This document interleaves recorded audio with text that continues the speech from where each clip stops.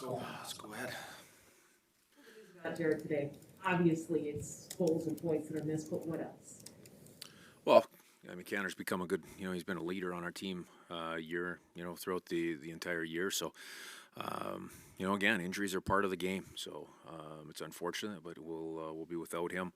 Hopefully for not too long of a period of time, but, for sure for tonight we will be. Anticipate stepping up and playing on that line, or perhaps taking on some of that responsibility for offense? Well, some of that depends on whether Yanni Gord's in the lineup or not. So he'll be a game time decision. We'll have a plan in place for both of those scenarios.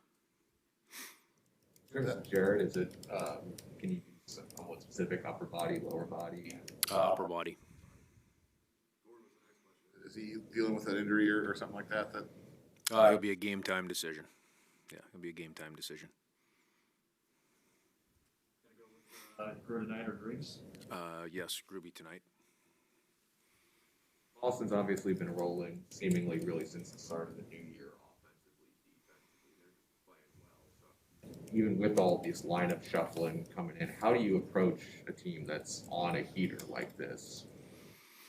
Well, it's not really. I mean, we're not specifically trying to, we're not putting together an approach for the Boston Bruins. We're putting together our approach.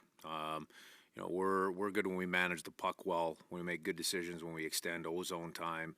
The defensive side of the game, we've been solid. We've worked, as five-man units pretty well there consistently.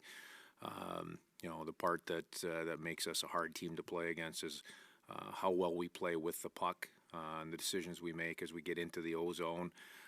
And then, some of the puck battles and some of our puck play in the offensive zone that allow us to extend that time. As you're looking back at that last game and maybe talking through it with the team, it really did look like two different games. We talked about that a little bit the other night. How much do you focus on kind of the positives of the second half of the game and also try to correct some of the things that maybe went wrong in the first half? Well, the two are very much connected. Really, if you really look at the first half of the game, the biggest area that we didn't execute on was entering the zone and extending that time.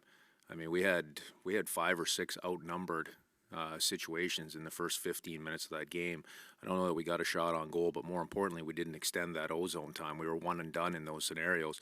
That allows the other team to come out. So, that's again, the two, the first half, second half are very much connected.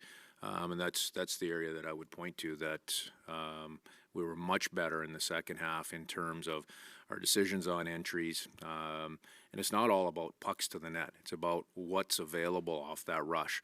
The Islanders did an excellent job of shutting down the middle of the rink.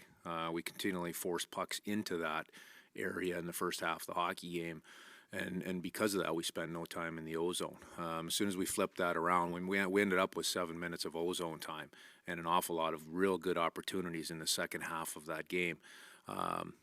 Maybe they weren't as sharp on some of their puck retrievals, or big part of that, I believe, was the decisions and the will that we had in terms of our puck possession.